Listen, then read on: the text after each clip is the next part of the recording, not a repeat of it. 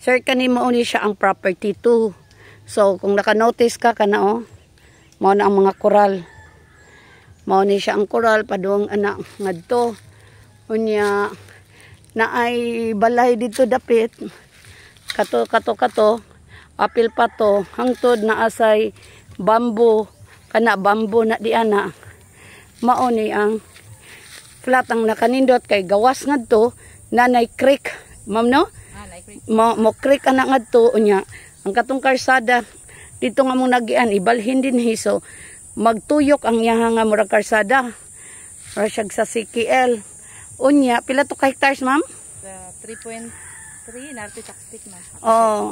Na ako ipakita ni mga details mga 3.3 hectares na may papers ni forward unya 800 rasad ni siya sir unya ang tag-iya kernel.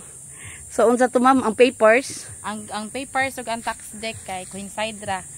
Kung mapalit ni kay ready to transfer na jud siya. Kay buhi pa man sila. Si ma'am na siya sa munisipyo, siya ato ang contact person sir no. So mao na ni ready to transfer sa kernel dili sa patong usara ang tag-iya ready to transfer na gyud tanan.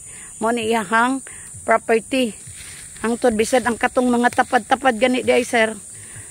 Ano pod. So kani mao ni ang daan nga paggawas nami mao ni nga daan pero dako kay ni nga ano so ang mao ni ang entrance road hangtod ngadto kay ang straight murag ang style sa yuta pa straight ana ba so property 2 ni ha ako ihatag ang details.